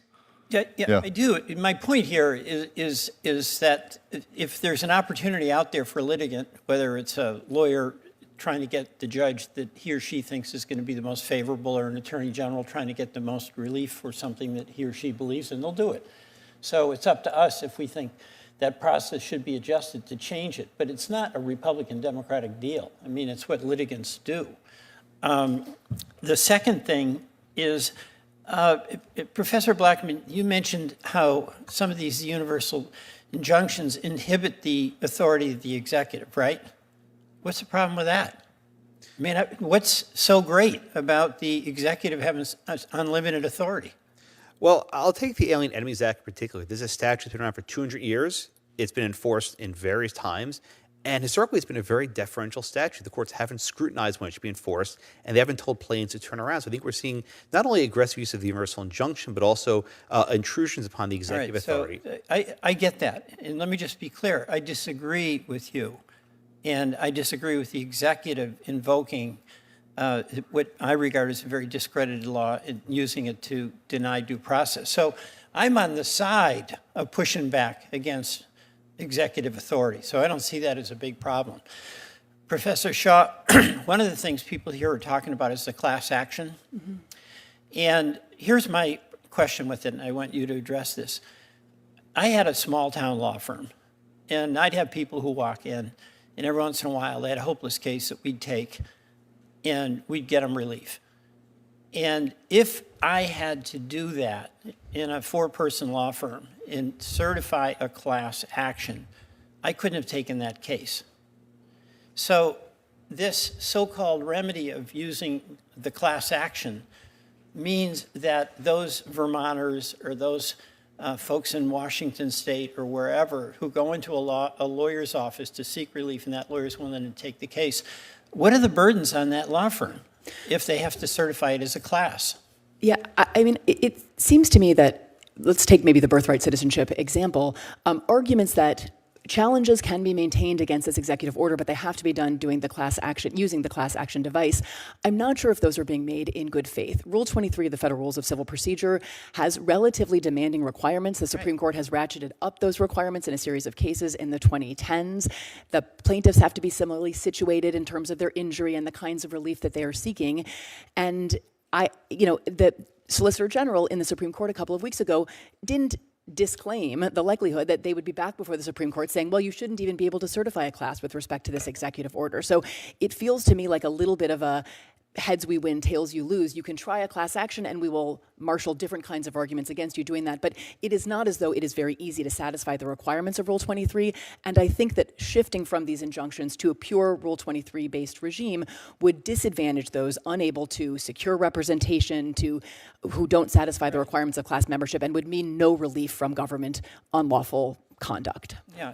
And that's one of the things that's so important, hopefully to all of us, is access to the courts for an everyday person in Missouri or Texas or whatever. So you get some lawyers who are just willing to do it because it's a neighbor, it's a friend, it's a cause they believe in. I want them to be able to act and bring that case to court and not have to go through the incredible expense. On the question of universal injunctions, I mean, are there some suggestions you have or forum shopping that you have that would expedite or address what you perceive to be some legitimate problems that aren't siding with the partisan divide on this question? Yeah. Thank you for that question, Senator. I do think that single judge divisions, which allow plaintiffs to, with absolute certainty, ensure that they will receive a particular judge when they file in a particular division of a district, are an enormous problem, right? That forum shopping is not exclusive to these single judge divisions, but it is the most serious kind of forum shopping. And I should say, as of, I think right now, none of the orders against the Trump administration have issued from judges who sit in single judge divisions, unlike some of the orders issued against the Biden administration. But I do think that the Judicial Conference has already endorsed a proposal that would essentially eliminate these single judge divisions. I think that's something that we should all be able to get behind. Thanks. Well, I'd be willing to work with my colleagues on some of these practical questions and practical answers where we strip out whether we agree or disagree with the particular decision that's been made by the court. Thank you. Thank you all. Professor Shaw, you said Congress had set high standards in Rule 23 for certifying class actions. Why would we have set high standards for class actions? So I don't think I said that, sir. Just that the Rule 23 standards are relatively demanding, that the court has ratcheted up the difficulty of satisfying them. So, but why would we set demanding standards for class actions? I'm not sure. The Rules Committee produces the rules, so I'm not quite sure. But Congress adopts them. Yes. So, I mean, you tell me, sir. Well, there's a reason we have high standards for class actions, because it should be difficult to certify a nationwide class, and what we are seeing is single judges ignoring the federal rules of civil procedure, ignoring the rules Congress has set out for class certification, and saying, I'm just going to issue an injunction to the whole damn country, and it doesn't matter if it meets even the bare thresholds of the federal rules. Senator Kennedy.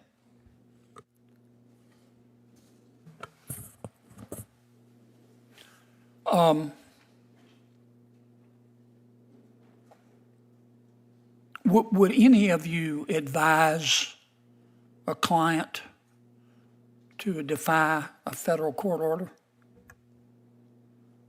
No. None of you would? How about you, Professor? I mean, under most circumstances, we follow the government and private parties follow court orders. I suppose it's not, I would not rule out ever the possibility that in a sufficiently egregious order, there should be some consideration of whether there's a way. So in some cases, I think it's a qualified answer, in yes. some cases you would. In an extremely narrow band of cases, I think it would be considered, yes. Okay.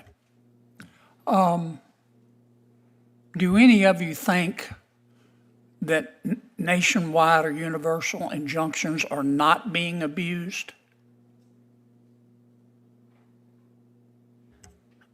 I'm not sure what if I may, Senator, I'm not sure what the time horizon of the question is. I don't think that there could be good faith disagreements about the correctness of some of them, but I have not seen in the last 4 months abuse. No. I've read your stuff and I've read your writings, and I don't want to get bogged down with this, but I have little respect for your opinion, because I've read your stuff when someone is in the White House that you agree with and someone gets a universal injunction against him, you don't like universal injunctions. You called them judges acting like they're politicians in robes and judges looking like crass political actors.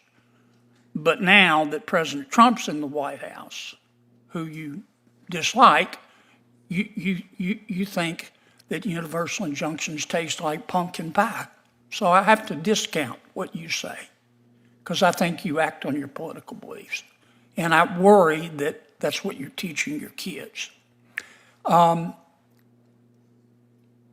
I'll leave you out of that. Do you think nationwide injunctions are being abused? Certainly, Senator. I think that is. They're borne being out. abused by both sides, aren't they? Yes, Senator. Both Republicans and Democrats are forum shopping, aren't they? Certainly. Professor, do you disagree with that? I think both sides are abusing them. I agree. Okay. Both sides. Yeah. There are no clean hands here.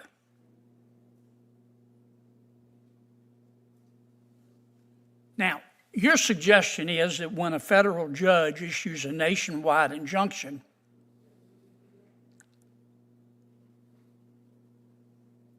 there should be an automatic stay and an expedited right of appeal. Is that right? Yes, sir. Do you disagree with that?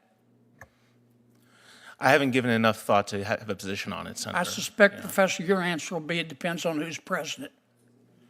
No, Senator. Let me ask you about this. What if we had a rule? I was reading an article the other day. I'm not suggesting it. I just want your opinions. That said, if a president, any president, issues an executive order, let's say, that clearly violates settled Supreme Court precedent, that a federal judge can't issue a nationwide injunction. For example,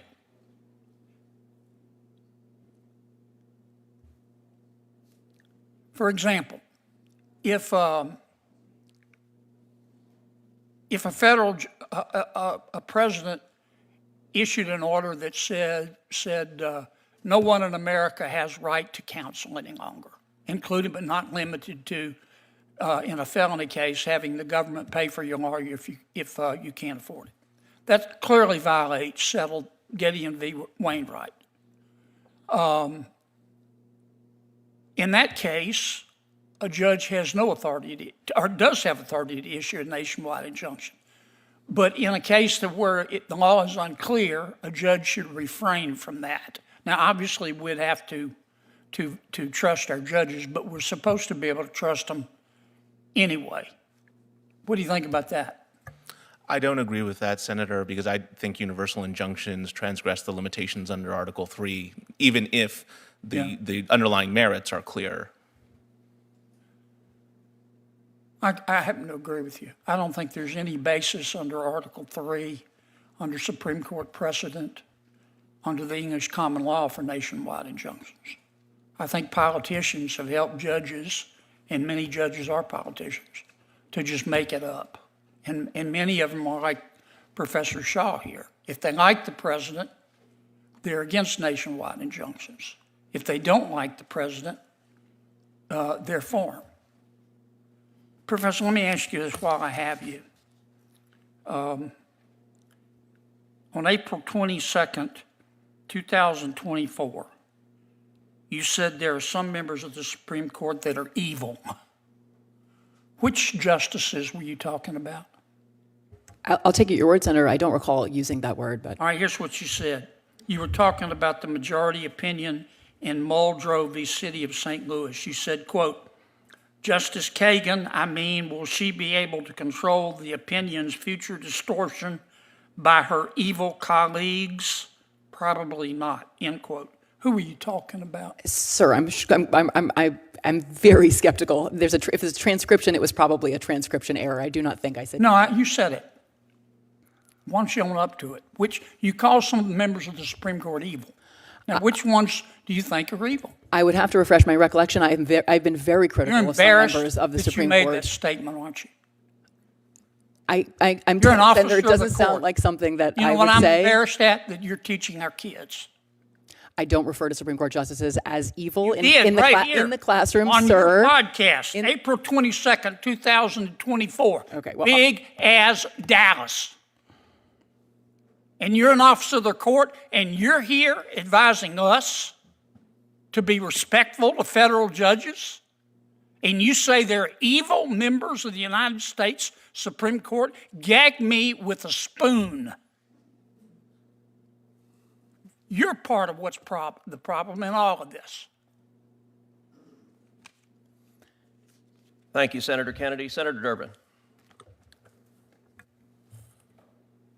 So I'm going to give the panel members an opportunity to respond to a question posed by Justice Sotomayor during the oral arguments on the birthright citizenship bill.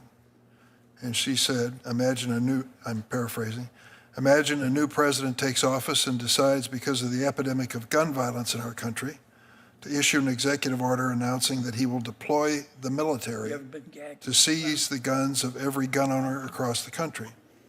That executive order would be swiftly challenged in a federal district court, or more likely in several district courts. Should a district court be allowed to issue a nationwide injunction to at least temporarily prevent the enforcement of that executive order? I'd like each of you to respond. Professor Blackman? I actually addressed that point in a blog post. We actually have history of someone in this country disarming everyone. His name was General Gage, and that was not fought with Rule 23. So your answer? I don't. If the president came to take everyone's gun in this country, I don't think the remedy would be in the courts. Professor Shaw? Yes, I mean, I think that whatever the constitutional right is, whether it's a Second Amendment, a First Amendment, a due process right, if a president tries to do something that is in clear violation of settled law, whether we like the law or not, that an injunction is an appropriate remedy. Professor Alessia? No, Senator. I've written in support of the Second Amendment in many fora, but I don't think that a judge could issue a universal injunction under those circumstances. Of course, the challengers could seek certification under Rule 23 and then try to pursue class-wide relief. So do you think it's reasonable to expect every single person affected by an executive order like the one I described to seek relief through Rule 23, or to file their own lawsuit to seek relief? I don't think that would be necessary, Senator. If you had one person who sought class certification successfully, that would be sufficient. But even if you had failures to class certification, once you get to the Supreme Court and the Supreme Court issues a binding decision, that precedent would bind all the lower courts. So it's not a question of whether you get to a uniform rule, it's just a question of when you get to a uniform rule and by what route. But those limitations on the route matter under Article 3. There's been a lot said during the course of this hearing about the possibility or likelihood that judges are being selected for this process to review the decisions of the Trump administration on a political basis. Professor Shaw, I noted, I'm not sure you read this into the record, but you said according to a recent analysis by Professor Bonica, the Trump administration has lost 80.4% of the time before district judges appointed by Democratic presidents, 80.4 Democrats, 72.2 before district judges appointed by Republican presidents. Who is Professor Bonica? He's a political scientist at Stanford, and so that's in my written statement. And I think it does suggest that it cannot be reasonably just attributed to policy antipathy. This is about a pretty broad consensus about the lawlessness of many of the administration's actions, and I think both Democratic and Republican appointees have seen that. That's my impression as well. This is not a stacked deck, a statistical impossibility. It is a fact. This president has issued more orders with more controversy than any president in recent memory. I have only been to Amarillo once when I was a younger person. I'm sure it's a lovely city, but it turns out that the Amarillo division of the Northern District of Texas has gotten quite a bit of publicity. It turns out that there are people have been filing lawsuits there because there's only one judge who sits in that division. Judge Matthew Kaczmarek, who I remember appeared before the committee. Litigants knew Judge Kaczmarek would be assigned to their cases and viewed him as favorable to their arguments. So the argument that's being made that venues shopping, forum shopping, is on one side of the table. It is clearly on both sides of the table, and Judge Kaczmarek is pretty well known for the way he rules.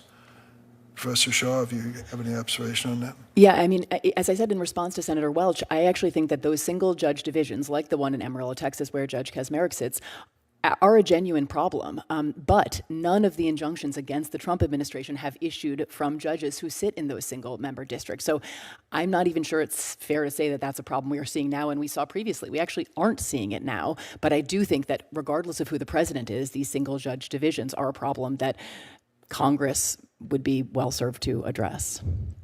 Thank you very much. Thank you, Chair. Thank you. Senator Hawley. Thank you very much, Mr. Chairman. Mr. Chairman, it's great to have this hearing. Thanks for calling it. Thanks to all of our witnesses for being here. Professor Shaw, nice to see you again. Let me just start with you, if I could, Professor Shaw. You talked about the fact that there have been lots of rulings against the Trump administration. That's absolutely statistically true. I disagree with almost all of them. In fact, I think all of them. But the issue of this hearing really isn't the rulings, is it? It's the remedies. Would you agree? And those are distinct things. You may think that the ruling is quite correct, but that's actually not what we're talking about here today. We could have a hearing on that. Maybe we should. But we're talking today about the remedy.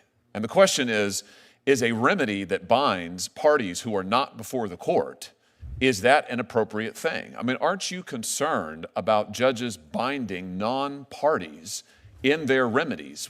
You may love the ruling, but even if you do, don't you think it's a little bit anomalous for courts to be going out there and binding parties who are not before them? I mean, is that something we want to encourage?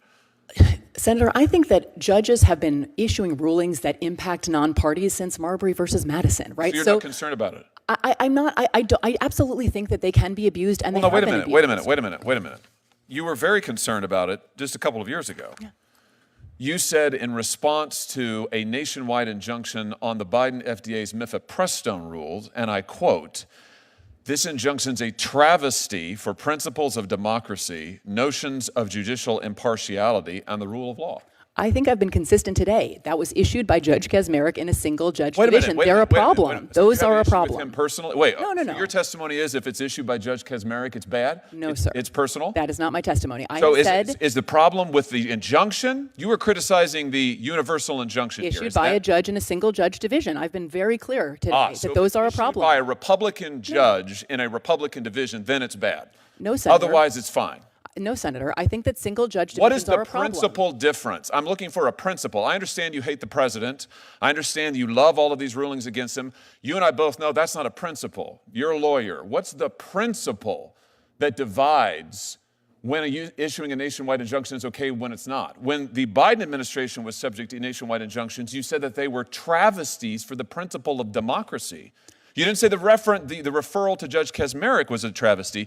You said his injunction was a travesty for principles of democracy. Yeah. So, in other words, the translation is just you didn't like the outcome. Is that right? No, Senator. Look, we're talking about, I don't think Article 3 precludes this form of relief. So we are talking about prudential considerations. Prudential meaning political? No. Then give me, so far I have yet to hear it. You've been questioned by multiple senators. I have yet to hear a principle other than the fact when you like the ruling, you think it's great to apply it nationally, including non-parties. When you don't like the ruling, it is a travesty for the principles of democracy, notions of judicial impartiality, and the rule of law. Look, Senator, I'll say I think I am self-aware enough to know that my view of the underlying legal question, I am sure colors my perception of the remedy. I think that we should all acknowledge that. And yet I do think and why shouldn't we stop nationwide injunctions for everybody? I think that's what we're talking about today. Because I'm not willing to leave without relief non-parties who are injured. No, you're not willing to leave without the ability to bind President Trump. No, I right? think that... I mean, when it's Biden, it's okay. No. When it's Biden, it's a travesty. When it's Trump in office, it's no holds barred, whatever it takes, right? I believe in a powerful...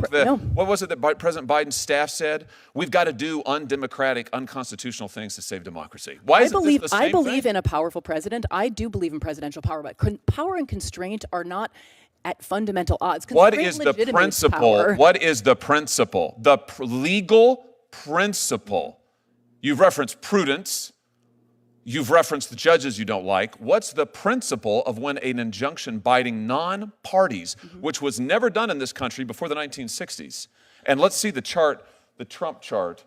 which was done really only once Trump came into office for the first time. You don't think this is a little bit anomalous? You don't think that's a little bit A strange? very plausible good for the rule of explanation, law? Senator, you have to consider is that he is engaged in much more lawless activity than other presidents, right? You don't think you must this concede that was is a never possibility. used before the 1960s, and suddenly Democrat judges decide we love the nationwide injunction, and then when Biden comes to office, no, actually. It's Republican appointees as well, Senator. No, Mike. And the 1960s is where some scholars sort of locate the beginning Can of you this, but identify one others. before then? Mila Sahoni, who's another scholar of universal injunction, suggests 1913 is actually the first. There were others in the 20s.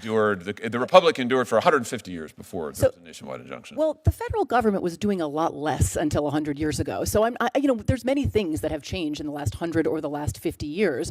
So long as it is a Democrat president in office, then we should have no nationwide injunctions. If it's a Republican president, then this is absolutely fine, warranted, and called for. That is How not- can our system of law survive on those principles, Professor?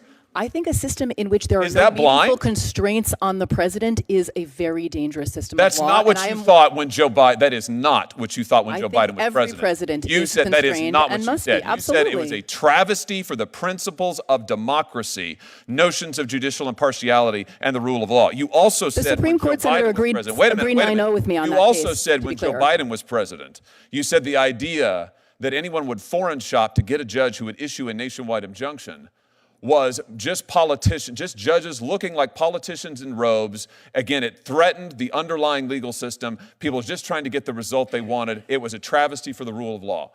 But you're fine with all of that if it's getting the result that you want. Sir, the Supreme Court agreed unanimously with me in that case, right? There was no standing. The case should never have been allowed to proceed. Wait, and the what combination of case? parties without standing and the single judge division. No. We're talking. No, they did not. They did not issue a ruling on the nationwide injunction. You criticized the injunction nationwide. Listen, Issued in a case we can where go no round one and had round on this. standing. Here's the thing. We've now gone 6 minutes, and Senator Kennedy had you for 6 or 7. You couldn't identify a single principled basis. We all know the truth here, which is it's not just you. It's most of my colleagues over here on this side of the aisle, who I respect a great deal, and they were raising very principled objections to the nationwide injunction just 6 months ago, maybe 9 now. And you're probably right. My point is that all that's changed in 9 months is the occupant of 1600 Pennsylvania Avenue. And I realize that my colleagues on this side of the aisle very much dislike that individual, and I realize that you think that the rulings that he has lost are fundamentally sound. We might grant all of that. I disagree with all of that, but we can put that to one side. The question we're talking about here is, should judges, single judges, district court judges, be able to bind non-parties who are not in front of them? And you used to say no, now you say yes. Let's be consistent. I would just suggest to you our system of government cannot survive if it's going to be politics all the way down. Thank you, Mr. Chairman. Can I briefly respond? Sure. I mean, you invoked democracy a couple of times there, Senator. Judges I are quoted part. you. Judges I quoted are you, part Professor. of our system of democracy. Democracy is not as simple as majority rule. Judges have always served something of a You would have it be as simple as function. majority rule. When you get the majority you like, you're for the nationwide injunction. When you don't, you're not. Senator Blumenthal. Thank you, Mr. Chairman. I'm going to give you the opportunity that I often found absolutely precious when I was arguing before panel judges and couldn't get my answer out. I'm going to give you some of my time to just say what you were going to say to Senator Hawley. Thank you, Senator. Can't interrupt you. Okay, thank you, Senator. I'll take some of your time. I started to say And this. by the way, we're good friends, so it's not personal. Well, maybe I'll just finish what I started saying at the end, which is in a number of the questions today, there has been this embedded premise that there's something democratically troubling about judges issuing these nationwide injunctions, constraining the democratically elected president. And I guess I would just say in response that, we have a constitutional democracy, so the people are sovereign, and that's, the sovereignty flows from the people, and we do choose our elected representatives, but obviously we choose our representatives in Congress. Congress passes statutes, the president signs them, and many of the rulings we are talking about were predicated on executive branch violations of statutes that Congress passed. So the rulings in many ways are about protecting and reinforcing democracy. And then finally, I'll say that, courts are part of our democracy, right? They have served this rights protecting and democracy facilitating function from basically the beginning, whatever the original design of the Constitution was. And it is not undemocratic or anomalous for courts to sometimes strike down acts of the president or of Congress when they conflict with the fundamental law, which is the Constitution, which in our system, courts have long had the primary role in enforcing. And in fact, just as a footnote to this conversation, Congress has an obligation to follow the Constitution too, correct?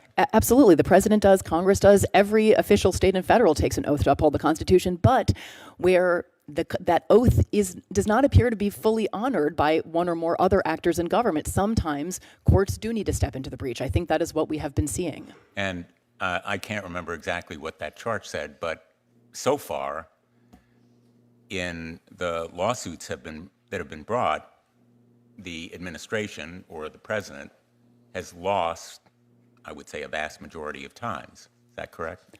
The vast majority, yes, Senator. And I want to ask a somewhat open-ended question because I have to confess, as Attorney General of the state of Connecticut, I probably succeeded, I can't name in which cases, obtaining a nationwide injunction. Then Attorney General Schmidt sought more than... You started it. Is that your admission? sought more than a dozen nationwide injunctions against the Biden administration. Then Attorney General Moody also sought numerous nationwide injunctions. This is a tactic, and it's a well-founded one, that attorneys general, litigants, and others have used again and again and again. And it shouldn't be a partisan issue. Nationwide injunctions shouldn't be a partisan issue. And when I say they did it, I'm not being accusatory. I confess I did it. And I don't know about then Attorney General Whitehouse. He can speak for himself, but it should not be a partisan issue, should it?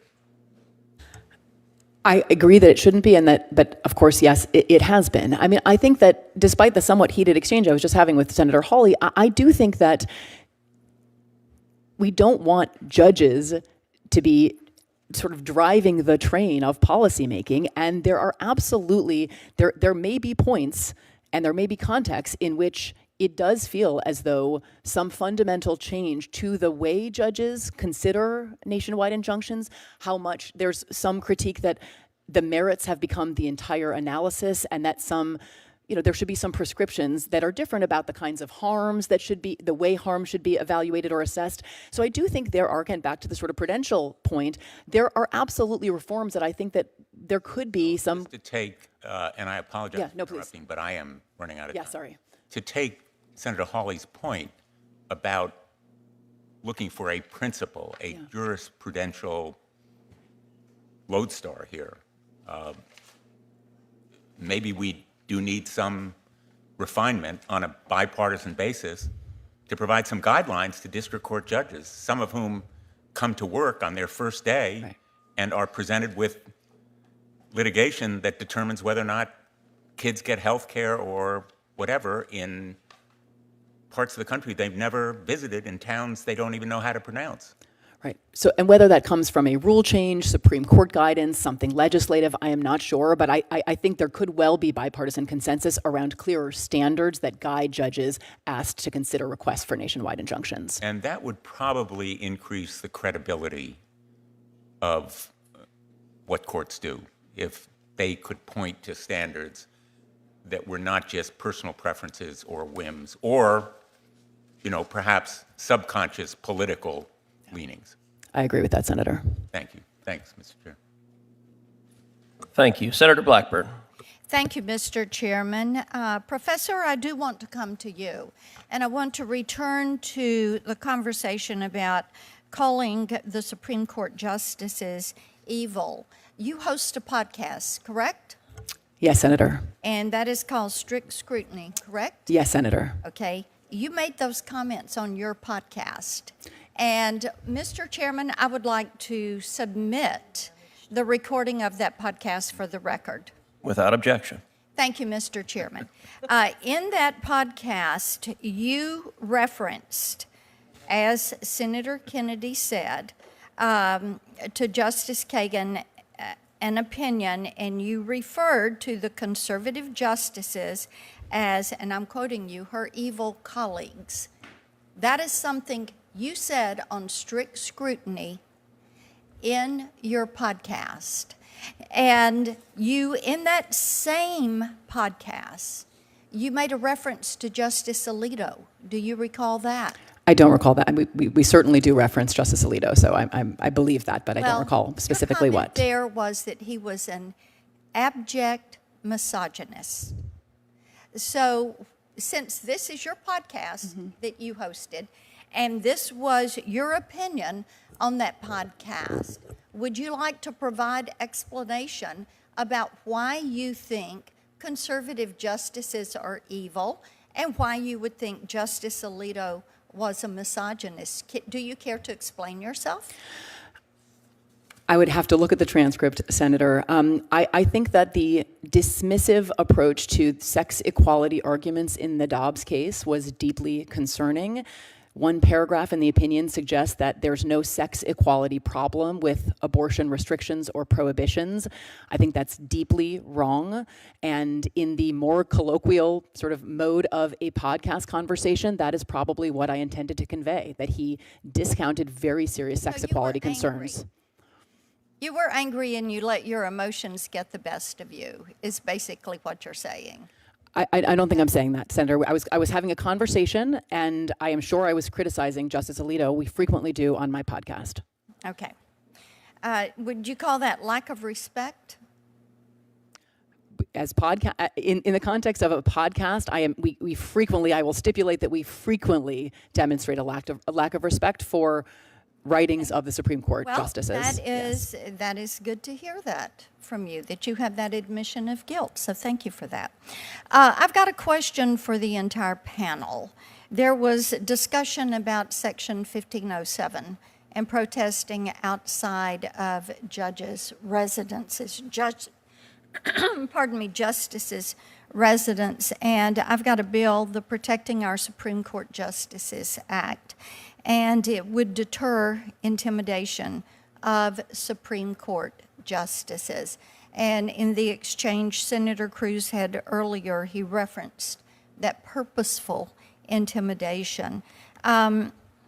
This would change, it would increase the maximum term of imprisonment for violation of Section 1507 from 1 year to 5 years, and increasing the maximum time, jail time for a protester under 1507 is, I think, an effective way to deter this intimidation of our justices. So I'd like to hear from each of you on this. Professor Blackman, I'm going to come to you first, and then just a very quick, short answer from each of you. Sure. I think it's a good idea, and I think it should be enforced vigorously as well. We mentioned Judge Kaczmarek before.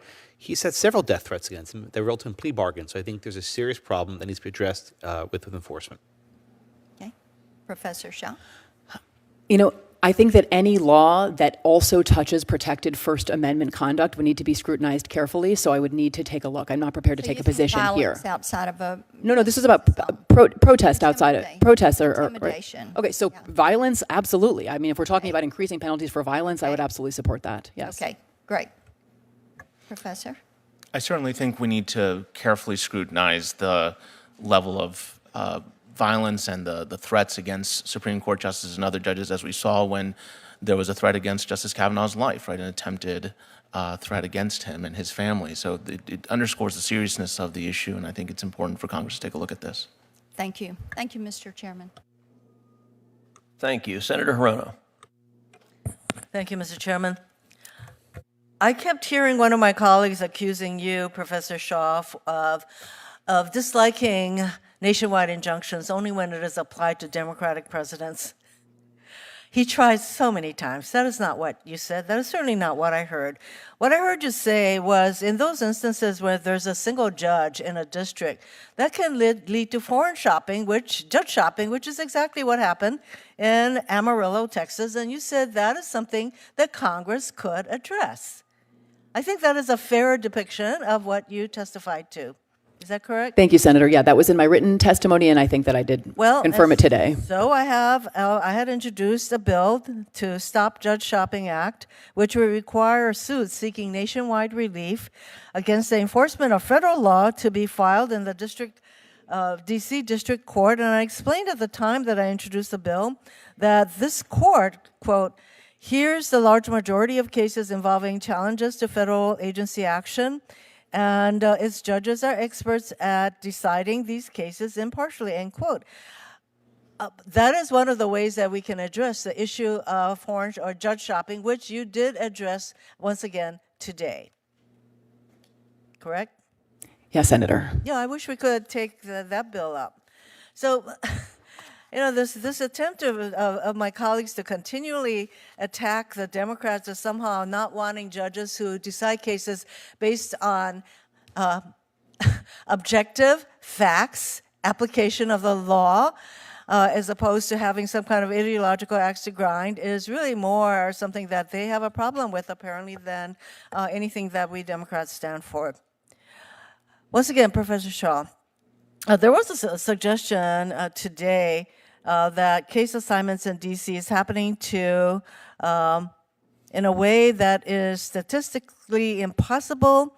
And I think this only serves to point out that maybe the person who made this allegation doesn't have enough awareness of statistics or hasn't read the rules in the way cases are assigned in D.C. Do you have any response to the allegation that someone is stacking the decks against the Trump administration in this court, in the D.C. District Court?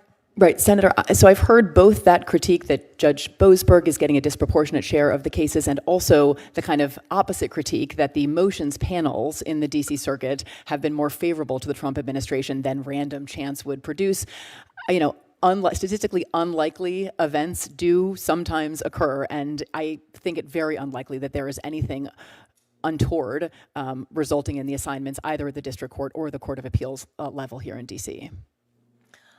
I have to thank you for pointing out how many cases, there have been over 200 cases filed to stop this president from, in my view, abusing his power and engaging in illegal acts. And frankly, and I think Mr. Blackman also suggested this, as did you, Ms. Shaw, that if we don't like this president to be sued, then we in Congress should enact laws that allows him to do whatever the hell he wants.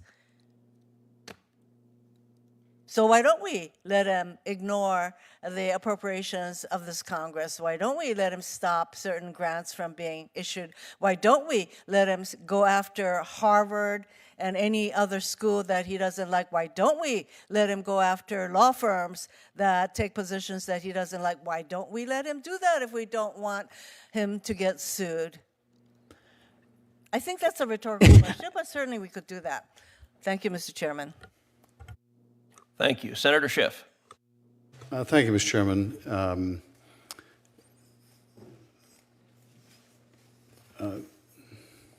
Michelle, I wanted to ask you about some of the threats we're seeing on the judiciary, but let me preface it by quoting the president, who has called federal judges who rule against him communists. He's called them lunatics. He's called them monsters. He has said that they hate the United States. Of course, he called for the impeachment of Judge Boasberg, said the court system is radicalized and incompetent. His advisor, Stephen Miller, has threatened to suspend the writ of habeas corpus if judges essentially don't fall in line. And as a result, we're seeing judges' lives threatened and their family members' lives threatened. Let me start with a threshold question in terms of a president making these personal attacks on judges for ruling against him, or the policies against the policies of the administration. Have we any experience in our history with this? I mean, there have been presidents, of course, who've been deeply disappointed in judges they've appointed, and of course, many of these judges ruling against Donald Trump or people appointed by Donald Trump. But have we ever seen a president make these kind of sustained and personal attacks on members of the judiciary? Senator, look, I would say that obviously tension between, sometimes very heated tension between elected officials and judges, presidents and judges who rule against them is nothing new. But I agree with you that there is something different about the tenor of the rhetoric that we are hearing today. And I think that some of the specific suggestions, and maybe I'll offer a couple of examples. One, I do think that including family members of judges in the attacks on judges' rulings is something that, to my knowledge, we have not previously seen members of public office engage in. The proposals to impeach, right? So there's been rhetoric, but also actual resolutions introduced in the House to impeach federal judges for the substance of their rulings is also something that I don't think we've seen. We've obviously impeached federal judges before. That's a constitutional remedy for very serious misconduct, bribery, corruption. Obviously, if the judges engage in treason, bribery, and other high crimes and misdemeanors, impeachment is the remedy. But we've never seriously entertained the possibility of impeaching judges for the substance of their rulings. And so I do think that those threats represent sort of a new escalation that is deeply concerning. Well, I would certainly agree. I tried one of those judicial impeachment cases of a judge named Porteous, and it was for bribery and other like serious offenses. Certainly not for upholding the law or the Constitution or having a different view of the law or Constitution than a president. In terms of the family members, it's not just the president's criticism, but at least while he was serving as a special employee, Elon Musk was pushing out these threats against members of the Judge Boasberg's family, I think tweeting out or retweeting content identifying who the children are or where they work. And that is just amplifying the danger to these family members. Tell us a little bit about this phenomenon now of people sending pizzas to judges and the implicit threat in that. Well, I mean, I think it's this is also something that I don't think we've seen before, right? There is clearly some kind of coordinated effort to seek to intimidate federal judges and their families by sending pizzas, communicating the message that their residence, their addresses are known, and some of the pizzas bear the name of the murdered son of District Judge Esther Salas from New Jersey. And the message there, I think, is a very clear one of very serious threat, and I think judges are taking that threat, and the marshals are as well, from the reporting that we've seen, very seriously. And last question, if you could help Professor put this in the broader context for us, because this attack on judges and the judiciary isn't happening in isolation. We've seen the president now turn on Leonard Leo because these ultra-conservative Federalist Society-approved judges are not proving too right-wing enough for the president. But this comes in the context of the administration also going after law firms. It seems very much a part of a concerted effort to attack the rule of law and using the law to defend people's rights. Tell us a little bit about the broader context. I do think that attacks on judges and attacks on law firms are of a piece. They seem designed to seek to neutralize sources of countervailing authority and opposition to this administration. And if law firms can't take on unpopular causes because they are scared to run afoul of the president, and if judges are scared to rule against the president, then we really have lost any meaningful check on a president. And as I said in my opening remarks, I think if the Constitution is committed to a single principle, it is limits on power, right? No absolute power. And I worry that we are on a path toward few, if any, meaningful limits on the president. Thank you for your testimony today and for speaking truth to power. Thank you. Thank you, Senator Schiff. I will also note that when it comes to rhetoric against judges, that it was Democratic leader Chuck Schumer who stood on the steps of the Supreme Court and threatened the justices by name, and one of many left-wing commentators who's amplified that message is a fellow named Ian Millhiser, who, when the leak of the Dobbs opinion happened, he tweeted out, quote, "The draft Roe opinion appears to be as bad as expected, but I'm glad it leaked because this leak will foster anger and distrust within the irredeemable institution that is the Supreme Court of the United States." And I guess he decided that rhetoric was not overheated enough because then he tweeted, quote, "Seriously, Shout out to whoever the hero was within the Supreme Court who said, F it, although he did not abbreviate that. Let's burn this place down. That is the angry, unhinged language from the left that has been directed at the court when they dislike the decisions. I want to thank each of the witnesses for joining us today. I want to thank Senator Schmidt for co-chairing this joint subcommittee hearing. Written questions for the record can be submitted by senators up till June 10th at 5 p.m., and the witnesses are asked to respond to any written questions for the record by 5 p.m. on June 17th. And with that, this hearing is adjourned.